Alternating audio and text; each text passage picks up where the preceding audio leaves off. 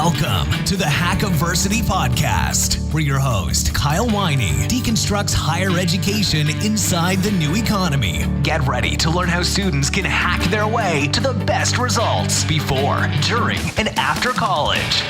It's hacking time.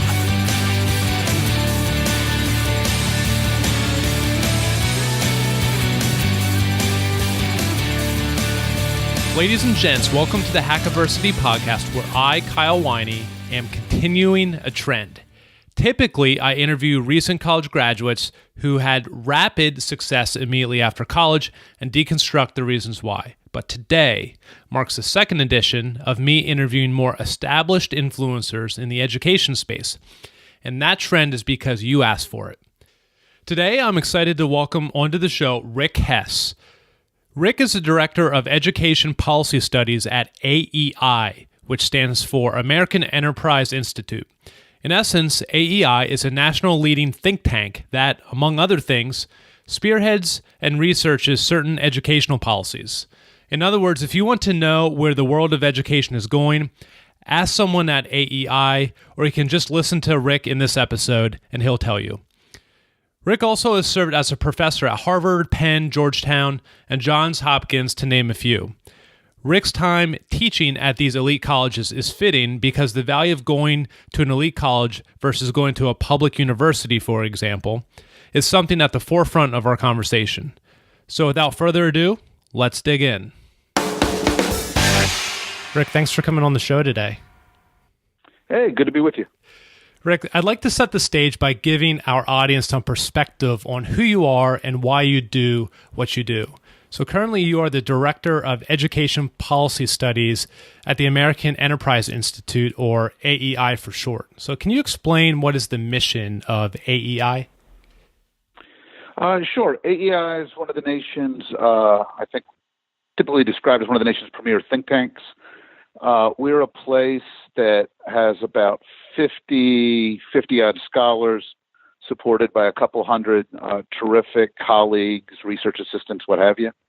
We work on issues spanning from foreign and defense policy to economics to monetary policy to domestic policies like K-12 and higher education and early childhood issues.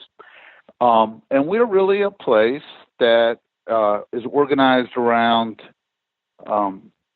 a commitment to ideals like liberty, opportunity, the importance of personal responsibility and enterprise. And these are vague words, and they can mean a lot of things. And that's why you find, people at AEI who disagree about some important stuff, but who in different ways, I think, reflect a passion for those core principles. So just to give the audience a flavor, what are some of the projects that you are working on right now as a director at AEI? I'm working on one is right now there's a strong push for more attention to social and emotional learning and education, which is in principle a hugely healthy and useful thing. I am also very worried that it's going to turn out to be a train wreck filled with silliness and bad ideas and more headaches and distractions for students and teachers. So we're trying to work with folks to do what we can to help steer this in a healthy and productive direction. I am working on a project trying to identify some of the ways that K-12 schools can spend dollars more cost effectively, can think about the spending decisions they make. So those are a couple of the current projects. Great. And so, Rick, when you were talking about describing your first project that you're working on, is that like a push toward developing softer skills? Is that what I'm hearing? Yeah, that's one way to characterize it. One of the things with so many education reforms is there's a lot of, the blind man touching the elephant. Whichever part of it you touch is what you think it is. I think some people, it feels like it's about character education, teaching kids to be responsible and good citizens, I think for others, it's about making sure that children feel safe and valued so that they can actually learn academic content. For others, it is about teaching some of those softer skills that we want to do school to do better at. And, part of where these reforms get into trouble is there are frequently a lot of different things under one roof, and that can create headaches. And is this primarily driven in the K through 12 arena? The social emotional learning stuff is, when we talk about those same ideas in post-secondary or in workforce preparation, we tend to talk about them exactly the way you just did, which is we tend to talk to them about soft skills, workforce skills, non-cognitive skill building. But it's part of that same large family of stuff. Okay, great. Well, that kind of ties in because you're right. You could probably notice a bias in my thinking already that I'm very bent toward career readiness skills. And so what I'm wondering from you is someone who's very plugged into the educational reform arena is how are career readiness skills driving educational reform? I think one, they increasingly are. If you think about, say, the last 20 or 25 years of education reform, the huge center of gravity crystallized by the Bush administration's No Child Left Behind Act was really about moving reading and math performance in K-12, and particularly moving reading and math performance for, low-income kids. And that has been, it's an important thing to do for us to do better at. And it has lent a real focus. But part of what it has done, I think, is pull the center of gravity away from other things that matter. Some of those other things that matter are kind of the soft skills that make kids employable, that teach them how to work in teams, that teach them how to write or, analyze in ways that don't necessarily show up on annual reading and math assessments. And so I think one of the things you're seeing is the pendulum has swung over the last 4, 5, 6 years back away from No Child Left Behind's relentless focus on reading and math scores is towards things like career and technical education, towards soft skill building, towards higher ed reform. One big enthusiasm is free college, and so I think part of that is that there is growing appetite and interest for doing better on employment skills. Mm-hmm. And how are we doing right now on the softer skills side, particularly regarding the analytical abilities and the critical thinking abilities that, say, seniors in high school graduate with? It depends whose surveys and analyses you believe. But I think, the general consensus is we're not doing very well. Mm-hmm. And yeah. To the extent that we're doing decently, I think a lot of it is the sense that, we're not adding a lot of value in community college or four-year colleges that the colleges that everybody graduates from and where people get jobs, I think there's a lot of sense that folks show up in these colleges with a lot of skills and aptitudes, and they graduate with the same skills and aptitudes. And I think there's a sense that, there are certainly some programs and some institutions which seem to do a better job of skill building, but on the whole, higher ed has not done a good job of owning responsibility for really helping students, get systematically better on this stuff. Yeah, one of my favorite books on that is Academically Adrift, and it basically says, that colleges are doing very little, if anything, to improve critical thinking skills for students. I work with so many employers who say, Kyle, the number one thing that we want is we want our new hires to have great critical thinking skills, and so many of the college students right now don't have them. And so, I think that's a really relevant topic for a lot of people in the audience. Rick, I know that you are also a professor and you've taught at places like UVA, Penn, Georgetown, and Harvard, and many of these schools are considered elite. And so what I am curious about is, what does an elite school have to offer students that, say, a bottom tier state school could not?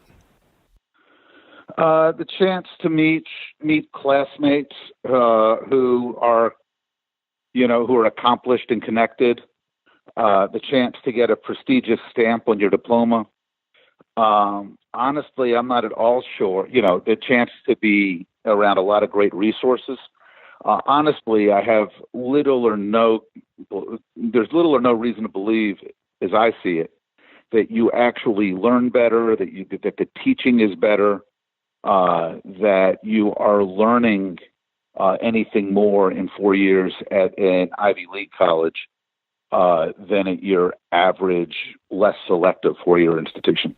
So just to put a fine point on that, what you're saying is that the quality of education that a student will receive or can expect to receive at one of these elite colleges is not materially better than what they can receive at a less prestigious school.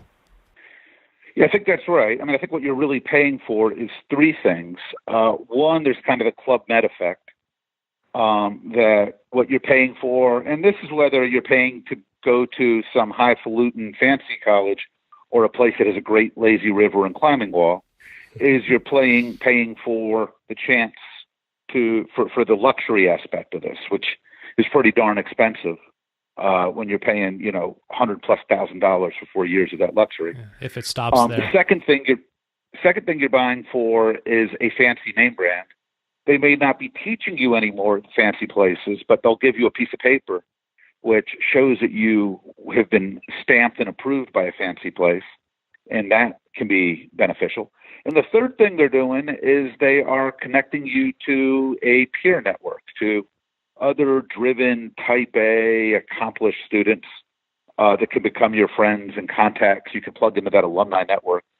None of this necessarily means you're learning more or learning skills, but it does mean basically that you are paying for access to a network. Mm-hmm. Rick, I am, speaking of that, I'm launching a college selector tool so families and students can make better decisions about where the actual value is in terms of selecting the right college inside the college arena. And one of my theses is that, for the reasons you just mentioned, there's a tremendous amount of value of going to these elite schools.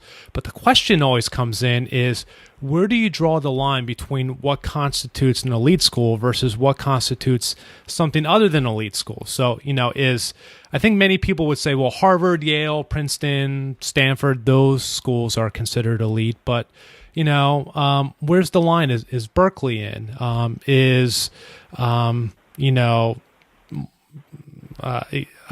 Tufts, are they in? And so where would you draw the line for what constitutes an elite program and what doesn't? It's a great question. I think it's a lot. I think it's a lot like nightclubs. We don't, most of us, if you're, 20 some or whatever, you're going out, you haven't really been to a lot of these clubs. So you hear that a place is great. It's because there's good buzz about it. There's lines to get in. It's because, you read that, big stars show up and hang out there. And I think colleges are the same way. I think a lot of what makes them elite doesn't necessarily have anything to do with how good they are academically, with how good the scholarship is, with whether they're places that foster free and vigorous conversation. I think it's with, to a large extent, how much buzz they're able to generate in various ways.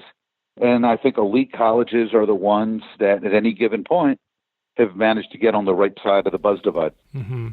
And are there metrics to kind of measure these things about what constitutes an elite? Would it be like what college has the highest number of applicants? What kind of objective measures can we put in to define what is an elite college and what's not? Yeah, I think that's part of it. Because honestly, like I said, I think a lot of what you're paying for is, you're paying for people to think, to think good things about you because you went to a place that can give you a fancy piece of paper. So one is whether a lot of people are trying to get in. So what's their acceptance rate? Another is just, when you say to somebody at a PTA meeting, my son or daughter is going to X, a really good objective indicator is, do they look impressed or not? Yeah.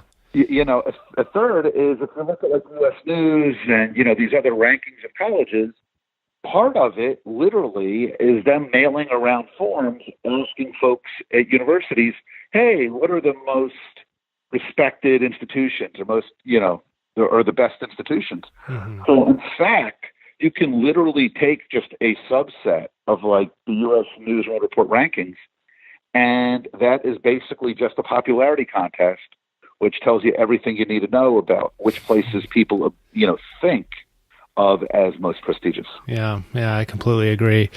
Kind of speaking to the other end of the spectrum, Rick, is there a spot on the rankings where at some point the quality of education just completely deteriorates and you're like, look, there's the threshold. Right here's the threshold. Don't go to any schools below this line. Is there a point like that on the chart? Not, so that point certainly exists in the real world. I think it existed, for instance, if you look at what the federal data we collect on people completing college, we collect it. Do you finish, for instance, 4-year college in 6 years? Do you finish a 2-year program in 3 years? And look, if there are places where 20%, 30% or less of people finish a 4-year college degree in 6 years. It's one thing if these are places that are, that tell you they're places where people go to college for a decade because they're only taking a couple courses at a time because they're working. That's fine. But generally speaking, rather than look at those rankings, I'd say if you're looking at institutions where only 1 in 4 people are finishing a degree in 6 years, or, in 3 years at the 2-year level, that's a place that I would steer clear of, I think, unless somebody gives me an incredibly good reason to want to go there. Yeah, I love it. Great. Rick, one last question I have for this segment is, how do we address the student loan crisis? I know that is a really loaded term. You can take in a variety of directions, so I will let you do just that. How do we address the student loan crisis? Sure. I think first off, I think we mischaracterize it with language a lot. I don't think it's a uniform crisis. The average student loan debt for people who've taken out loans is, depending on exactly how you count it, but generally in the ballpark of $20,000 for their entire college career. A $20,000 loan to go to a 4-year college in America is not unreasonable. The really big debts that folks wind up with are generally because their parents borrowed to let them go to really expensive elite colleges. These places, these liberal arts colleges where people are paying $50,000, $55,000 a year to major in things like poetry or romance literature that don't obviously lead to jobs. And it's great to major in poetry, romance literature, if that's what you want. I got no problem with it. But if you borrow a ton of money to go do that, I don't really think of that as a borrower crisis. I think of that as, hey, it's a choice you made. The other big pot of loans people take are where you can borrow unlimited federal funds is to go to graduate school. So when people hear about $150,000, $250,000 loan debts, what we're generally speaking about is people who took out huge loans to go to law school or medical school. And again, I don't think of that as a crisis. I think that you're making a series of choices. And if you want to practice medicine or practice law in a way that doesn't pay very well, then I think, people should probably seek out more cost-effective alternatives when they're choosing medical schools or law schools. But look, there certainly are people who do, who are in huge problems from this, mostly people who borrowed money to go to college and then didn't graduate. So they've got the loan debt, but they don't have the added earnings. And I think there are, sensible policy responses, sensible repayment changes that can help, that have helped with that and can help with that. But I think a little bit of it is one of the problems when we talk about these crises, we sometimes wind up talking in such sweeping language that we forget the practical stuff of, all right, what should students and families be expected to do responsibly? What should we expect of colleges which are encouraging people to borrow money to go there? And then what kinds of policies can we put in place that make sure people who are making a good faith effort, aren't getting taken advantage of or losing out? Yeah. Rick, to your point about there only being $20,000 on average worth of debt that students incur, I just want to kind of push back on that and see what your thoughts are real quick.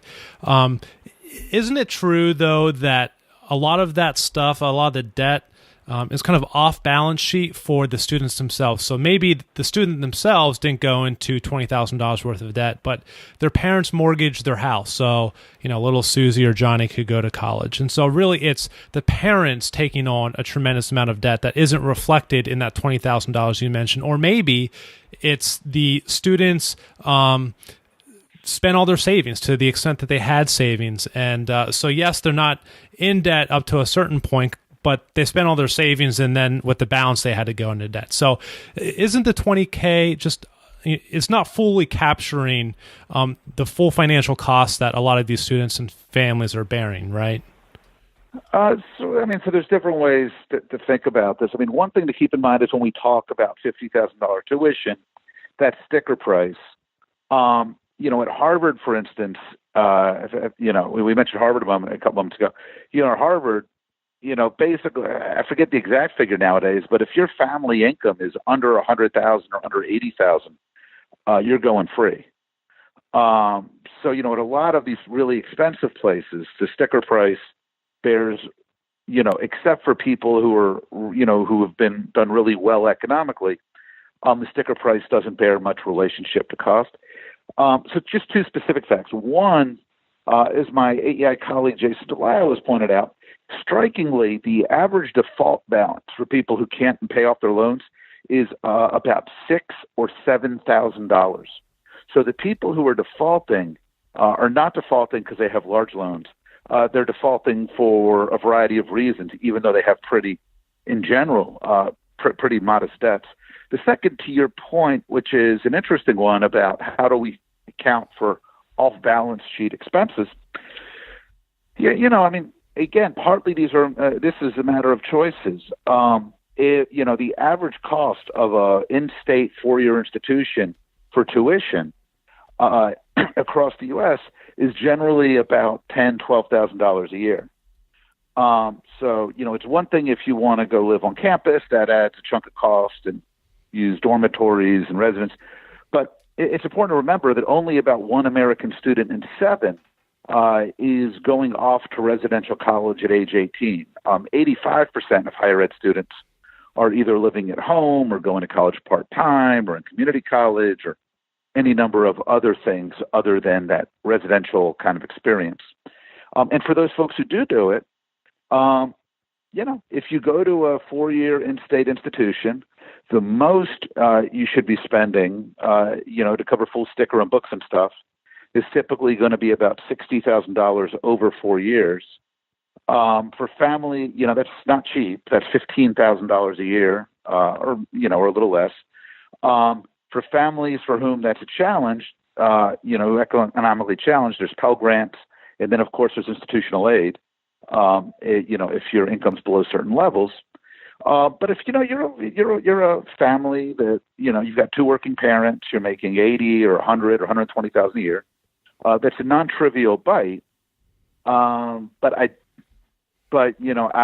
think the notion that we have reached crisis levels is more the product of people choosing to go to extraordinarily expensive institutions, and then either not graduating and having a lot of debt as a result, or going to extraordinarily expensive institutions, not acquiring useful skills or studying useful subjects, and then turning around at age 22 or 24 or 26 and saying, "Gosh, what do I do about this? Yeah, I agree that there is a lot to be said about student choice. And so that's why I'm excited to be launching my college selector tool. So Rick, I want to be sensitive of your time. That's why I want to transition to our last segment, which is the rapid fire question section. And that's where I offer up some quick hitting questions, but that doesn't mean that your answer has to be quick hitting. I think we'll probably have time for 1 to 3 of these. So let me ask you the first one. Suppose that you are Rick, the 18-year-old high school senior preparing to graduate high school in 4 months. But this time you're graduating in 2019. Where are you going to concentrate most of your energy? In terms of the next step in your life. But my basic advice is, we spend a lot of time trying to guess what the world's going to look like in 5 or 10 years, and then telling young people. And I think, there's a couple of simple truths that if you do something that if you find things to do that you like, it's easier to work hard at them. That the key to any of this stuff is working hard, taking ownership, going above and beyond what's minimally expected. And so that's what I would do. I would say, look, Rick, find things that you're excited about, find opportunities to work hard at them, find opportunities to work in an organization or intern or volunteer or submit writings or reach out to people who've written things that you think are neat, and just be proactive about your passions rather than waiting to show up in class and start getting told what to read. Great. I love it. Rick, what is one thing you want a college sophomore listening to this podcast to know? Spend less time on social media. Well, in light of that, I'll ask you my final question, which is a social media related question. And that is, if you could recommend something to a college student in the form of a tweet, what would it be? Go read more Vonnegut. Cool. I love it. Rick, where can people learn more about you and anything else that you find interesting? Sure. I'm easy to find. I'm, Rick Hess 99 on Twitter, heaven forbid. If you just Google Frederick Hess AEI, you can check out my AEI webpage, which has books, articles, all that kind of good stuff. Awesome. I will put all that in the show notes so listeners can click on those things and it'll take you directly there. Rick, thanks for coming on the show. Hey, my pleasure. Great to be with you. Hey everyone, one major takeaway that I want to emphasize prior to wrapping up. Rick and I discussed a lot about elite colleges and why they matter. According to Rick, the 2 valuable elements of an elite college comes from, number 1, the signal sent to the job market from having a brand name diploma from an elite college, and number 2, the value of the network developed at these elite colleges. Importantly, Rick emphasized how the quality of teaching and the content taught at these schools is not significantly different than colleges which people often consider, quote-unquote, inferior. The third thing Rick says as to why people choose to pay $50,000 a year for a college degree is more of a consumption decision. It's the amenities these colleges offer, like a lazy river. For fun, I looked up some of these crazy perks offered by colleges. Here's some of what I found. Michigan Tech offers an on-campus ski resort. The University of Missouri offers a lazy river and beach club. And High Point University offers a steakhouse where students can buy filet mignon with meal plan points. Look, everyone, here's the deal. If you want to go skiing, or if you want to go to the beach, or if you want to go out for a fancy meal, that's fine. I'm not against any of those things. But you don't need to pay $50,000 a year in the form of college tuition to do it. Just go and do those things directly. The reason why you go to college, then, shouldn't have anything to do with the amenities offered there. As Rick mentioned, and as I discuss over and over again, the value of going to college, particularly elite colleges, boils down to the brand name and the network you develop there. That's it. It's not because the professors are better. It's not because you learn more inside Harvard classrooms. It's the brand name and the network. I know that probably leaves you with a lot of questions like, well, what if I can't get into Harvard? Where should I go? Or what school is best for me? Don't worry, we got your back. Hackiversity just launched a college selector tool where we provide you with those answers. Simply go to hackiversity.com, enter your information, and we recommend a list of colleges just for you. Unlike other college lists out there, this list actually considers the practical aspects of going to college, such as cost of tuition, likely job prospects, and average student loan debt. Check it out and let me know what you think. That's all for now, and until next time, happy hacking.